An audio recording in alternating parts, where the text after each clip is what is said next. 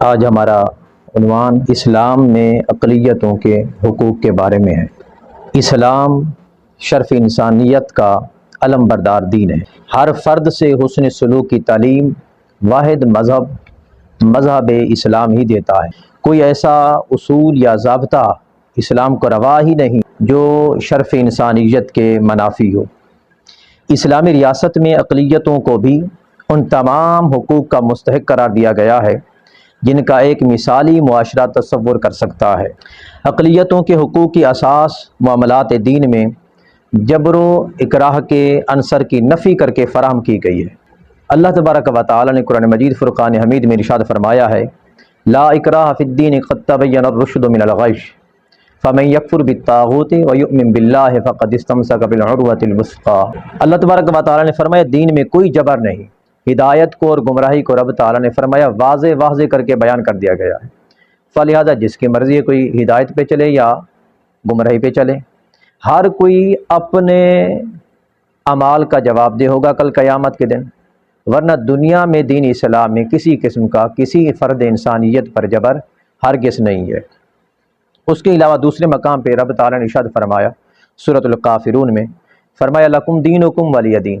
اپنے حبیب نبی کریم صلی اللہ علیہ وسلم کو حکم عطا فرمایا، میرے حبیب آپ اقلیتوں کو یعنی کافروں کو، مشرکین کو، یہود و نصارہ کو، ہر قسم کے اقلیتوں کو فرمایا حکم دے دو، فرمایا تمہارے لیے تمہارا دین ہے، ہمارے لیے ہمارا دین ہے، ہر کوئی اپنے دین پہ چل سکتا ہے۔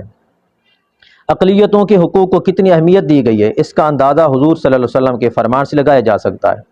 آقا علیہ الصلوۃ والتسلیم نے فرمایا خبردار جس کسی نے کسی معاہد اسے کہتے ہیں جو آپ کی ریاست میں، اسلامی ریاست میں دوسرے غیر مسلم لوگ رہتے ہو جن کو اقلیت کہتے ہیں، آقا نے فرمایا خبردار جس کسی نے کسی معاہد یعنی اقلیتی فرد پر ظلم کیا یا اس کا حق غصب کیا یا اس کو اس استطاعت سے زیادہ تکلیف دی یا اس کی رضا کے بغیر اس سے کوئی چیز لی، تو فرمایا بروز قیامت میں اس کی طرف سے اس کے حق میں مسلمان کے خلاف جھگڑا کروں گا۔ اب یہ کتنی بڑی بات ہے، اور اس کو روایت کیا امام ابو داؤد نے اپنی سنن میں۔ آقا علیہ الصلوۃ والتسلیم فرما رہے ہیں اگر کسی نے اقلیتوں میں سے کسی ایک فرد پر بھی ظلم کیا یا اس کی استطاعت سے زیادہ تکلیف دی اس کو یا اس کی رضا کے بغیر اس سے کوئی چیز لی، تو فرمایا میں محمد مصطفیٰ کل قیامت کے دن اسی کے حق میں اللہ رب العزت کی بارگاہ میں مسلمان کے خلاف عرض کروں گا۔ اب آقا علیہ الصلوۃ والتسلیم اقلیتوں کو کتنی بڑی اپنی اسلامی ریاست میں اہمیت دے رہے ہیں۔ اس کے بعد ایک اور روایت سماعت کیجیے۔ آقا علیہ الصلوۃ والتسلیم کے سامنے ایک شخص لایا گیا، مسلمان تھا، جس نے اہل کتاب میں سے ایک شخص کو قتل کیا تھا، یعنی یا تو وہ یہودی تھا جو قتل ہوا یا پھر عیسائی تھا، اہل کتاب یہ دو ہی ہیں۔ اس نے مسلمان نے کسی یہودی یا عیسائی کو قتل کیا تھا، حضور علیہ الصلوۃ والتسلیم کی بارگاہ میں اس کا معاملہ لایا گیا، تو آقا علیہ الصلوۃ والتسلیم نے جو کوئی ارشاد فرمایا وہ سنیے۔ آقا نے فرمایا فقال رسول اللہ صلی اللہ علیہ وسلم انا احق من وفی بذمتہ ثم امر به فقتل۔ آقا علیہ الصلوۃ والتسلیم نے فرمایا میں محمد الرسول اللہ ان کے ذمہ کا زیادہ حقدار ہوں۔ اہل کتاب مشرکین اقلیتوں کے بارے میں آقا نے فرمایا جو ہماری ریاست میں، ہمارے سماج میں، ہمارے معاشرے میں رہتے ہیں، آقا نے فرمایا ان کے جان و مال، عزت و آبرو کا، ان کے خون کا میں محمد مصطفیٰ ذمہ دار ہوں سب سے زیادہ۔ اور پھر اس کے بعد آقا علیہ الصلوۃ والتسلیم نے اس مسلمان قاتل کے بارے میں حکم دیا، فرمایا اس کو قتل کر دیا جائے۔ حدیث پاک کے الفاظ ہیں فقتل، پھر اس کو قتل کر دیا گیا قتل کے بدلے میں، اور اس کو امام بہقی نے السنن الکبریٰ میں روایت کیا، اور امام شافعی علیہ رحمہ نے اپنی مسند میں اور کتاب الام میں روایت کیا، امام ابو نعیم نے روایت کیا۔ اور پھر ایک اور مقام پہ ارشاد فرمایا آقا علیہ الصلوۃ والتسلیم نے، آقا نے فرمایا من قتل معاہدا، جس کسی نے کسی معاہد کو قتل کیا، معاہد اقلیت ہی ہے، اقلیتوں میں سے کسی کو بھی مسلمان نے قتل کیا، فرمایا جس نے قتل کیا تو فرمایا لم یرح رائحۃ الجنہ، آقا نے فرمایا وہ شخص کل قیامت کے دن جنت کی خوشبو بھی نہیں پائے گا۔ پھر آگے آقا علیہ الصلوۃ والتسلیم فرما رہے ہیں، آقا نے فرمایا حتیٰ کہ کل قیامت کے دن جنت کی خوشبو 40 سال کی مسافت پر میسر ہوگی، ملے گی۔ لیکن جو معاہد کو قتل کرے گا رب تعالیٰ اس کو جنت کی خوشبو سے بھی محروم فرما دے گا۔ اس کو امام بخاری نے روایت کیا اور امام ابن ماجہ نے روایت کیا۔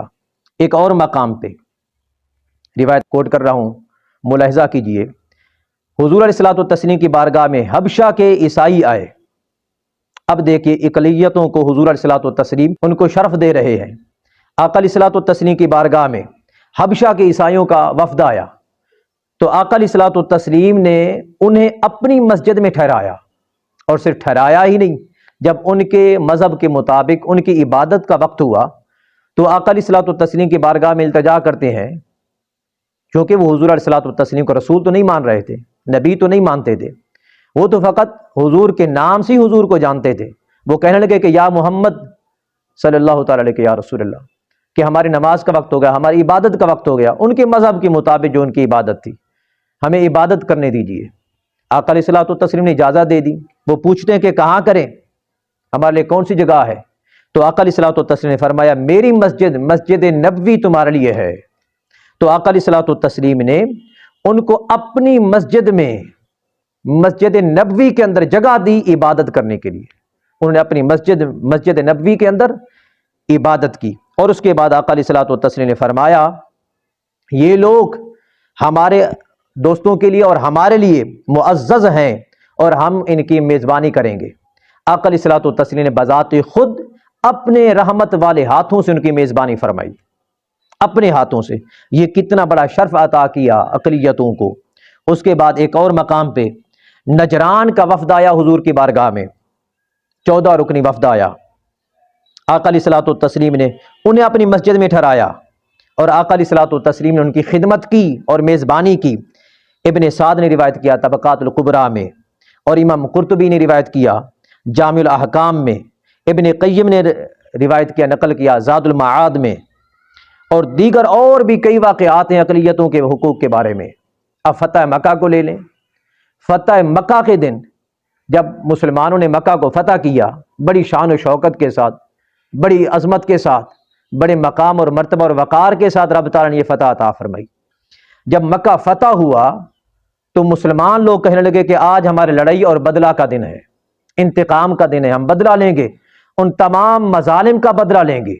حالانکہ اہل مکہ نے جو مسلمانوں پر ظلم ڈھائے تھے ان مظالم سے ہر انسان واقف ہے، ادنا سے ادنا انسان بھی جانتا ہے صحابہ کرام پر کس طرح کے ظلم ڈھائے گئے، مصائب کے آلام کے پہاڑ گرائے گئے۔ لیکن صحابہ کرام نے جب کہا کہ آج ہمارا بدلے کا دن ہے، فتح مکہ کے دن، آج لڑائی کا دن ہے، ہم بدلہ لیں گے، تو آقا علیہ الصلوۃ والتسلیم نے تاریخی الفاظ بولے، تاریخی الفاظ جملے بولے۔ آقا نے فرمایا نہیں نہیں، آج بدلے کا دن نہیں ہے، آج لڑائی کا دن نہیں ہے، آج انتقام کا دن نہیں ہے۔ آقا نے فرمایا آج رحمت کا دن ہے، آج محمد مصطفیٰ کی طرف سے ان لوگوں پر رحم کیا جائے گا۔ آقا علیہ الصلوۃ والتسلیم نے اعلان کر دیا آج تم پر رحم کیا جائے گا۔ جب اہل مکہ حاضر ہوئے حضور کی بارگاہ میں، آقا علیہ الصلوۃ والتسلیم ان سے پوچھتے ہیں بتاؤ تمہارے ساتھ کیا رویہ اختیار کیا جائے؟ اہل مکہ کہتے ہیں کہ ہمارے ساتھ وہی معاملہ کیا جائے جو حضرت یوسف علیہ السلام نے اپنے بھائیوں کے ساتھ کیا تھا۔ تو آقا علیہ الصلوۃ والتسلیم نے فرمایا جاؤ، میں نے تم سب کو معافی عطا فرما دی ہے۔ تو یہ ہے دین اسلام اقلیتوں کے بارے میں، ان کے حقوق کے تحفظ کے بارے میں، اور ان کے اشرفیت کے بارے میں۔ اللہ رب العزت نے انسان کو ایک ایسا مذہب عطا فرمایا، مذہب اسلام، ایک ایسا دین عطا فرمایا ہے، ایک ایسا راستہ عطا فرمایا بصورت اسلام، جو راستہ، جو مذہب، جو دین، جو طریق تمام انسانیت کے ہر فرد کی وہی تکریم کرتا ہے جو دین اسلام اپنے ماننے والے کی تکریم کرتا ہے۔ ہر انسان کو تحفظ دیتا ہے، ان کی خون کا بھی تحفظ دیتا ہے، ان کی جان کا بھی تحفظ دیتا ہے، ان کے مال کا بھی تحفظ، ان کی عزت و آبرو کا بھی تحفظ دیتا ہے۔ یہ ہے دین اسلام، اور دین اسلام کے جیسا کائنات میں اور کوئی مذہب نہیں ہے۔ اللہ رب العزت نے ایک واحد مذہب اسلام کو نازل کیا ہے جو تمام انسانیت کے لیے بھلائی کا، سکھ کا، رحمت کا، چین کا، قرار کا راستہ بھی دیتا ہے، مقام بھی دیتا ہے اور مسکن بھی دیتا ہے۔